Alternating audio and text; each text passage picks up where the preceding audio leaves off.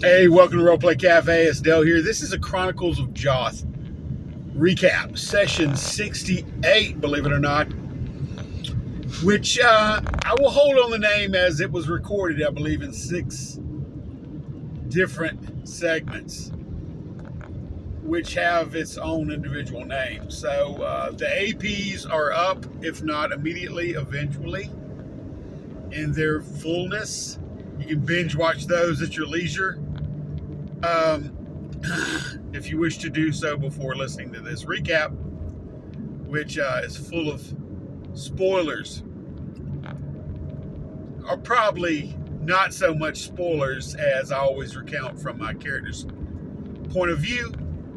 And he was especially a bit discombobulated last night, aimless and not finding full direction. All right, because we started with Moth and Nook, my character, in the tavern where they were left with their little gnomish jeweler charge. Draven, I believe his name is.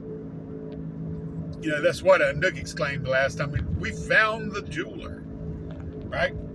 We took him to get healed up, and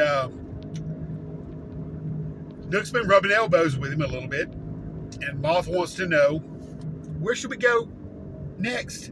What should we do? Well, Nook says we should finish what Melnoth was attempting to do, which is contact the priest. And it sounded good to him, right? And he's more in a mindset to where he's reverencing Melnoth's memory and his agendas that he wants completed. Well, Ma says, what about we talk to this bard up here who was singing about, peoples that we may know, the Sword and Tavern. Now, Moth does have connections to George and Hilda, and as luck would have it, so does Nook. So Nook thinks that's a fine idea. Yes. So he's easily swayed with the breeze in whichever way it blows. So Moth talks to the bard, which she comes over, and she's this plump, happy ginger of a lady, bubbly, like so much champagne, and she goes about and gives the name and reference point of where she got the song from, and that the person gave her leave to spread it and sing it around as much as possible. So Martha's jawing with her, and Nook is kind of transfixed on her, and she's making him a little bit googly-eyed and giddy, in the same as he's watching her mouth just move and her tangles tossle around. So he's becoming quite enthralled with her. And I believe this is the time when the priest entered. The cowled, cloaked priest enters. Father something or other. Father Ferris. He comes up, and turns out he was a friend of Melnoth. Asked, trying to find him, locate him, said he was with some ne'er-do-wells or some do-gooders in my case, in Nook's case. And we have to break the news to him. And Nook does so, tripping over his tongue to let him know that Melnoth had passed away, yet in a deed of doing great service to the community. And, we were able to rescue this gnome that was getting throttled because of that, because he received the brunt of the thugs. Melnoth received the brunt of the thugs' beat down.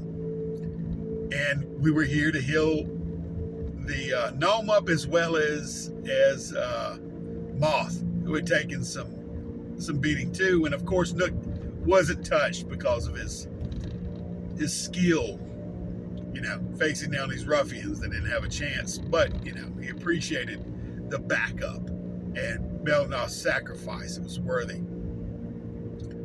So the stranger's taking him back a little bit about this and asks where he is. And of course, Nook had slid a coin under each eyelid for the street sweepers to bury him straight forth, no concern about that. So I believe at this time there were some commotion, or people were looking out the windows westwardly. And Moth says it's about time to go to sleep because he recognizes that what they're looking at is this fire atop the buildings off in the distance.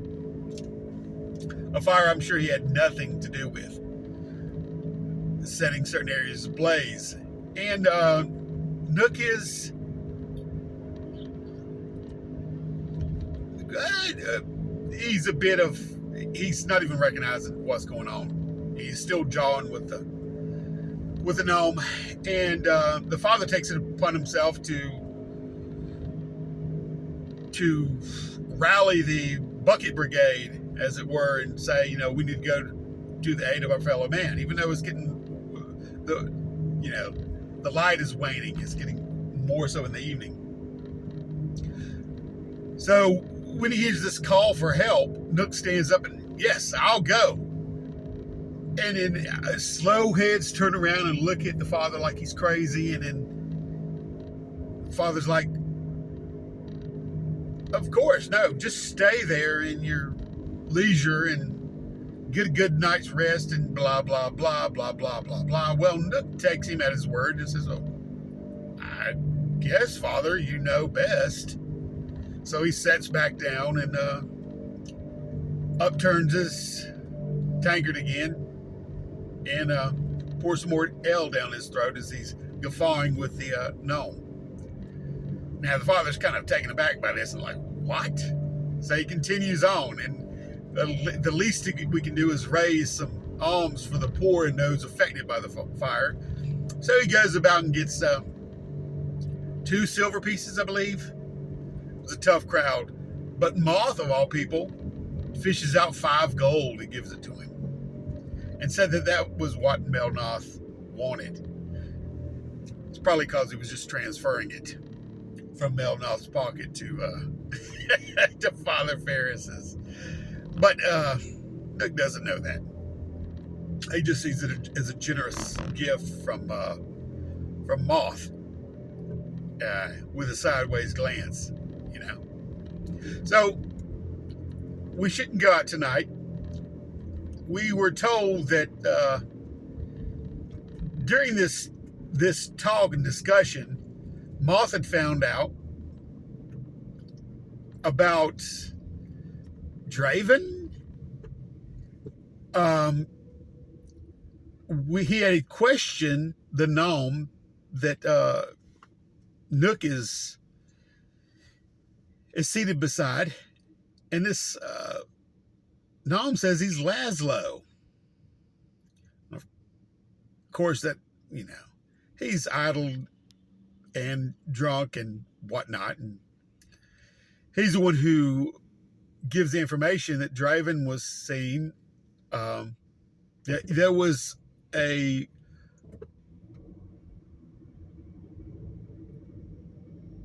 Draven was seen at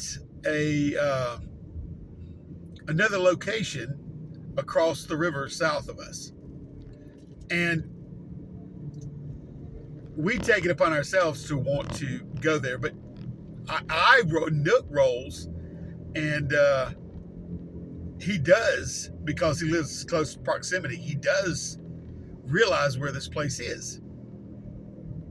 So we feel assured that we can get there, make it there, and find out information that we need to, whatever that may be.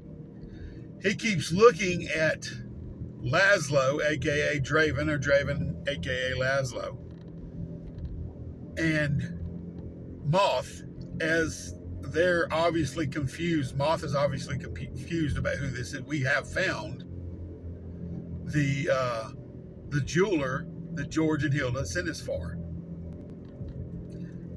So we head down south the next morning after he through the night. This gnome has a hole in his leg. He's just plying him down one after the other. And Nook has a drink with him before he goes, grabs his head, give him a little noogie, and rustles his hair and says, "I like you, little guy, and a short stout for my friend here before I leave." And now I'm leaving out the door, and I say, he calls something, and I say, "You take care of yourself, Draven." And then we leave to go find something. Draven. We pass through the city. We go down to, cross the river uneventfully, get to the next area, which is a library that they wanted to stop by for some reason. Go to the front, and it's closed. Why is closed? It's Friday after hours. But it seems to be the standard. Now, Moth said he wants to go relieve himself in the alley behind the way. When he walks back there, he sees this woman laid over to the side, homeless person, bed raggled, thrown about. He's from the Moth is from the dregs of society himself in that area where it's commonplace. And so he doesn't take much note to it. Goes up to the back door. It's barred from the inside. He figures the walls are scalable, but he's not really going to do that. He turns around and he sees this woman has rat-like features and is transforming in front of him and coming up right to him. Now, Nook hears something, but figures they're just grunting it out, or he's just grunting it out while he's relieving himself. But Father Ferris suspects something, so we start to go around to the back of the building to see what's going on, because they've already started a pitched battle. We get there in the second round. She comes directly, recognizing the superior ability of the fighter, of course. So she wants to take him out.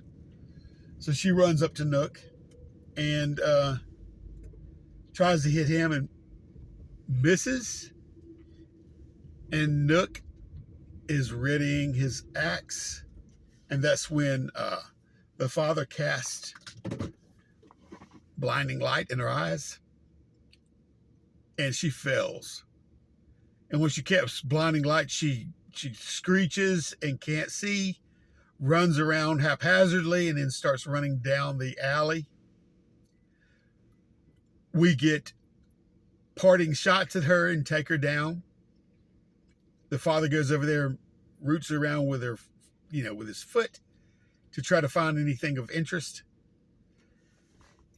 Does it to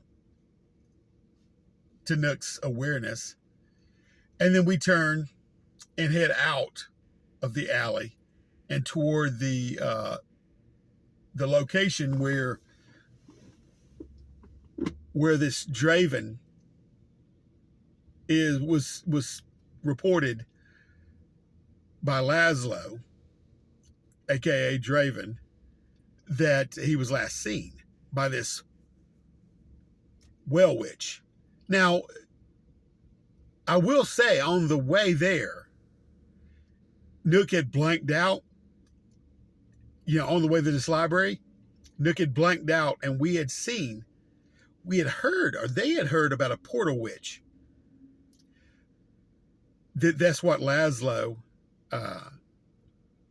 reputed, that the portal witch had gotten to Draven. So we see the portal. We see a contingent, a coven of witches, portal witches standing around.